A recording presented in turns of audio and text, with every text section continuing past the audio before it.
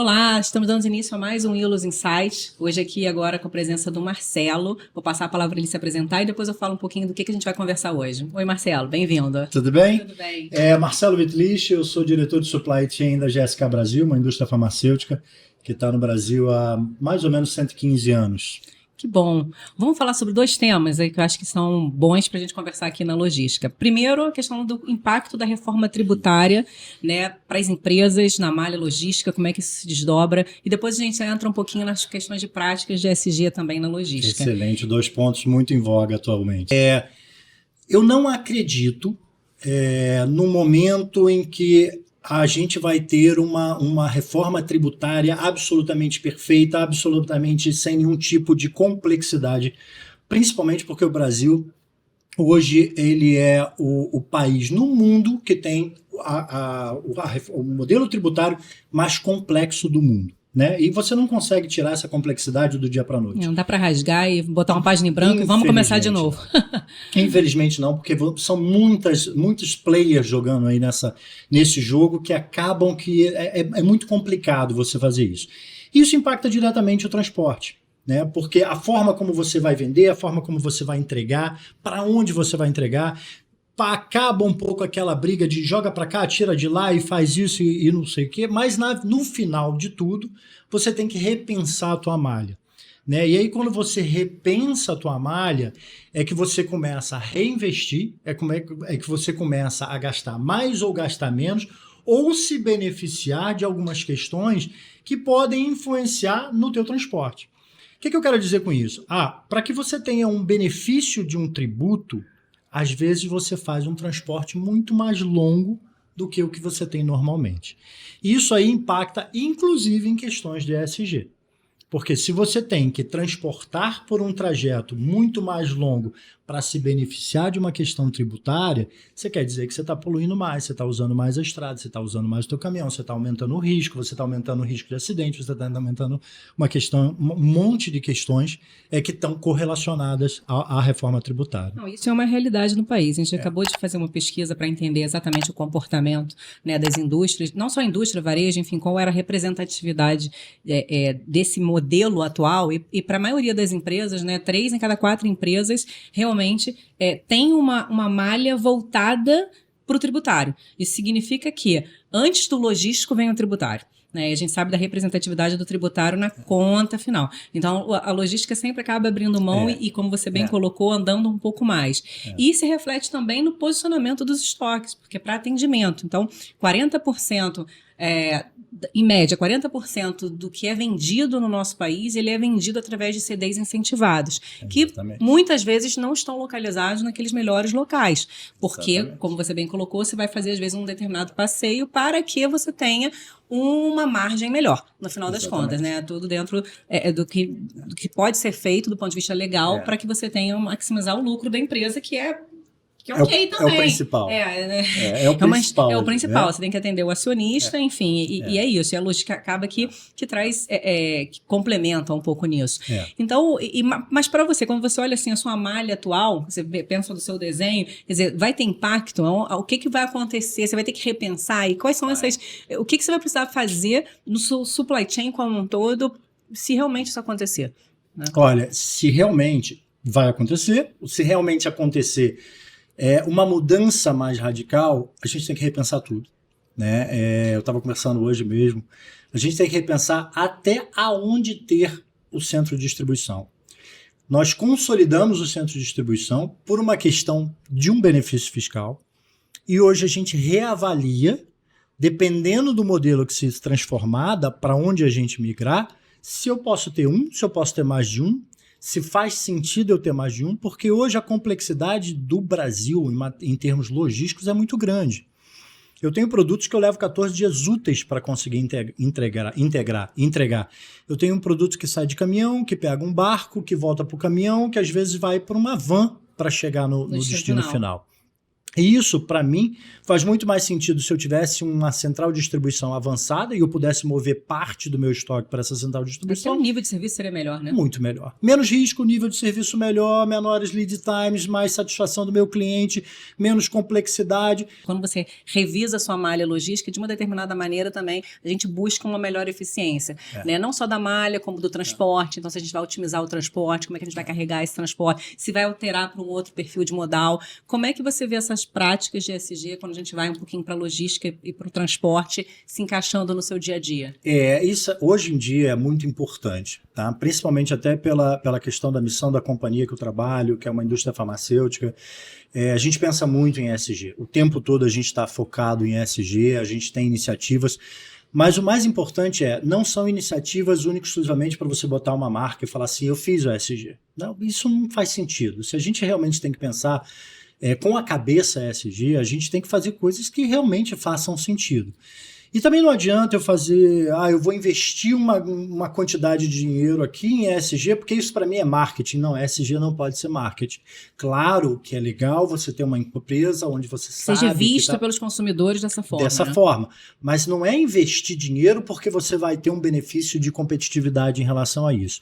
E a logística é muito relacionada a isso. E aí, falando até da reforma tributária, você pode ajudar muito a questão de ESG.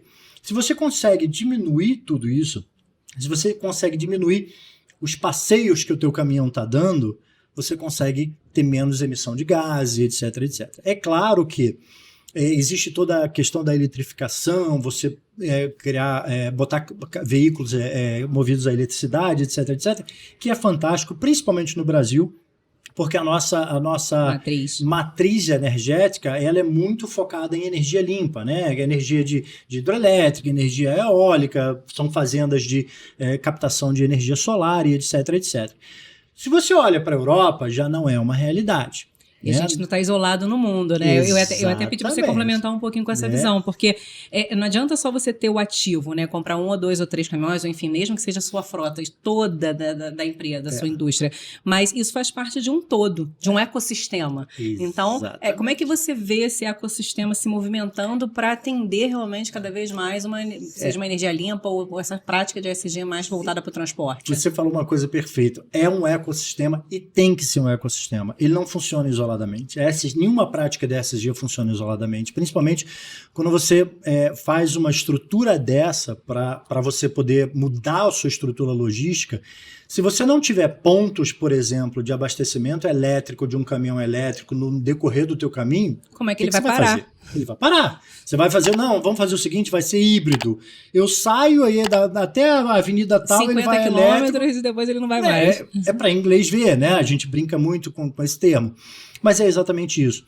Eu hoje vejo esse ecossistema se movimentando, tá? Muito mais do que no passado recente.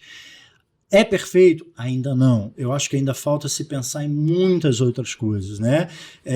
A gente estava conversando também agora há pouco sobre a questão de emissão de poluentes, emissão de gases em cima do mar, né, pelos navios, etc, etc. E aí questões mas o investimento de um navio, o investimento é muito alto, como é que você vai mudar, o que você vai usar? Você vai usar diesel, você vai usar amônia, você vai usar o quê? Mas reduz a velocidade do transporte marítimo. Ok, reduzir a velocidade do transporte marítimo, se você simplesmente reduz a velocidade do transporte marítimo, você reduz toda a capacidade de crescimento de um país inteiro, ou de vários países. Isso que eu ia comentar, na verdade do global, mundo, porque está né? tudo interligado. Cada vez mais você busca acelerar o transporte entre países, entre continentes, para que você possa ter uma cadeia mais ágil. Ter uma cadeia muito mais ágil e você possa movimentar o dinheiro para que haja o crescimento.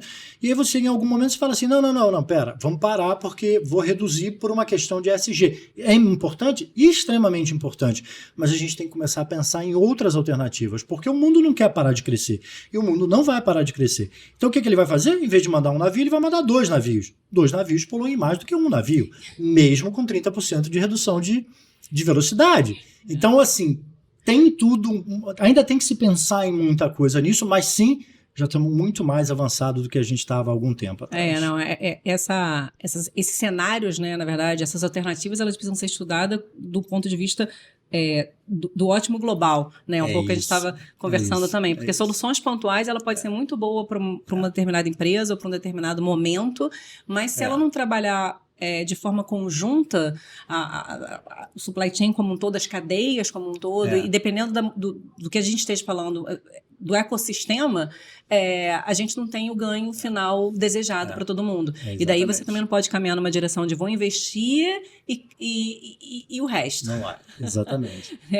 Como é que a gente traduz isso de uma forma mais sustentável? Porque o que a gente quer é que seja sustentável ao longo do tempo. Né? Então, é mais difícil nesse sentido. E, na verdade, todas as empresas hoje têm isso que você falou. Você acabou de falar, está perfeito, é o ecossistema que ele tem que investir em conjunto. Uma empresa não vai investir isoladamente porque ela acredita que aquilo ali vai ser a solução para algo dessa forma. Por quê? Porque o risco é muito grande. E, no final das contas, qualquer empresa ou qualquer organização, ela precisa ter um benefício que é o foco dela. Né? Então, se eu tenho a minha missão, se eu tenho o meu benefício, seja financeiro, seja ajudar a população, seja fazer alguma coisa, eu tenho aquilo como meta. Se eu simplesmente investir em alguma outra coisa que eu acredito, quando o mundo não está investindo, eu posso jogar aquilo tudo a perder. E se eu tenho hoje, por exemplo, no caso da empresa que eu trabalho, que é uma indústria farmacêutica, sim, a nossa missão é cuidar das pessoas para que elas vivam mais, melhor, etc, etc. Mas existem os acionistas que querem uma resposta financeira, querem o crescimento dessa empresa. Então você não pode simplesmente falar assim, não, para tudo, eu vou investir naquilo ali, porque aquilo ali vai ser muito bom para a ESG. Ok, mas com que base? Ninguém sabe, é tudo muito novo.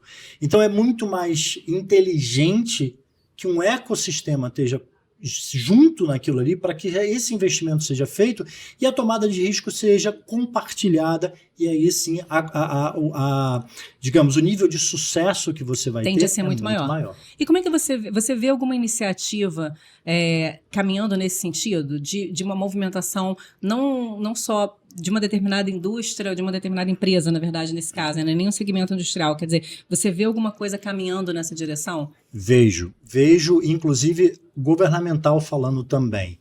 Eu tive uma reunião essa semana com o prefeito do Rio de Janeiro e o subprefeito do Rio de Janeiro, onde eles, inclusive, falaram sobre essa questão.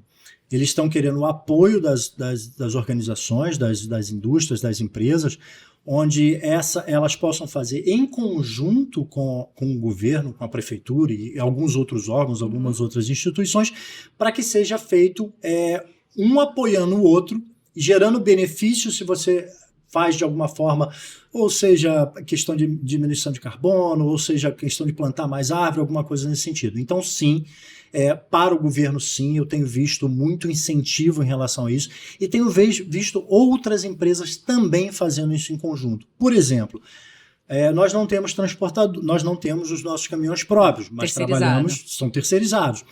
Então, nós, de alguma forma, em conjunto com a empresa que trabalha com os nossos parceiros logísticos, a gente senta e conversa junto. Cara, o que você pode fazer? Onde eu posso te ajudar e onde você pode me ajudar para que a gente faça isso em conjunto. Então, sim, eu tenho visto muito mais se falar em parceria e colaboração entre as empresas, até mesmo empresas do mesmo segmento.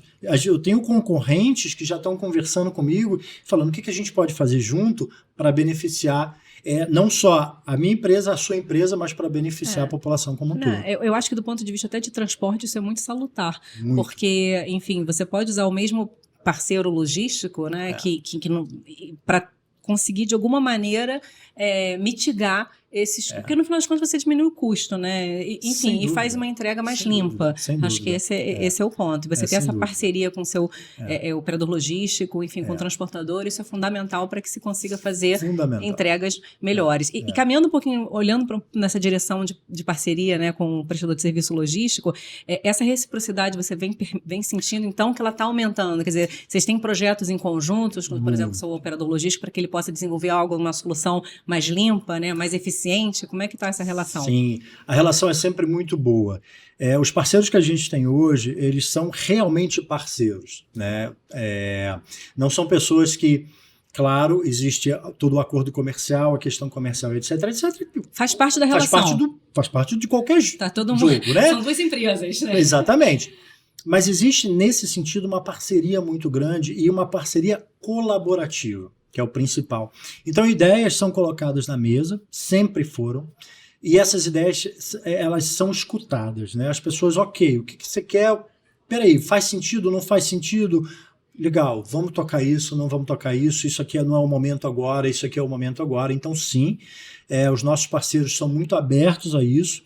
Inclusive, às vezes, não só a GSK busca eles, mas eles buscam a GSK com ideias para que a gente possa implementar. E vem funcionando muito bem, tá? Vem funcionando muito bem. Alguma consideração final? Algum ponto que você queira deixar aqui? Algum case que foi bacana, de sucesso? Ou alguma iniciativa que vocês fizeram na GSK que trouxe algo diferencial? Hoje a GSK está trabalhando muito em relação, novamente, eu estava falando de ESG, e a gente busca isso. Então, a gente acabou de fazer um trabalho, como a gente teve que construir uma nova fábrica no Rio de Janeiro, a gente acabou de fazer como contrapartida, a prefeitura pedia para que a gente plantasse para cada uma árvore tirada, 30 árvores plantadas, e a gente decidiu e falou assim, não, vamos reflorestar um parque. Então, a gente plantou aproximadamente 70 mil mudas de árvores. Bacana, no Rio? No Rio de Janeiro. Onde a gente precisaria plantar 1.000. E a gente resolveu e falou assim, não, vamos fazer alguma coisa mais. Diferente, né? E eu acho que, além disso, ESG não é só plantar árvore, reduzir carbono, botar energia elétrica. O que você pode fazer para a sociedade? Né? O que você pode ajudar? Nós, pessoalmente, como é que a gente pode contribuir para a sociedade? Então, o que você pode fazer para uma pessoa que está ao seu lado? Né? O que você pode fazer para uma comunidade pobre que mora próximo da sua casa?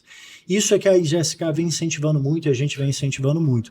Né? Não espere que a empresa faça. Faça você também. Né? Vai lá, lê um livro para alguém que precisa ler um livro, dá uma aula para alguém que você possa ajudar dar uma em aula. algum momento. Ajude de alguma forma. Isso também Seja empático, porque é um problema do seu vizinho, né? Do vizinho que eu quero dizer assim, né? De quem está próximo a você, que a gente puder ajudar, volta. Né? De uma forma ou de outra. Exatamente. Faz com que a gente tenha uma sociedade mais justa, uma sociedade mais colaborativa, sem dúvida. Enfim, e mais feliz também. E todo mundo sendo feliz, né? No final das contas, eu falo muito para as pessoas, busque a felicidade. Né? Existem algumas frases que dizem que o mais importante da vida é a riqueza, a saúde e a felicidade. As pessoas buscam nessa ordem, a gente deveria buscar na ordem ao contrário. Felicidade em primeiro lugar, saúde e riqueza. Né? Então, seja feliz, né? E faça outras pessoas felizes, que você vai ser feliz também. A energia volta. Eu também acredito nisso. Sem dúvida nenhuma. Marcelo, obrigado. Foi ótimo o papo. Enfim, que a gente tenha outras oportunidades de conversar temas tão importantes e relevantes para o supply chain aqui no Brasil. Muito obrigado. Obrigada, gente.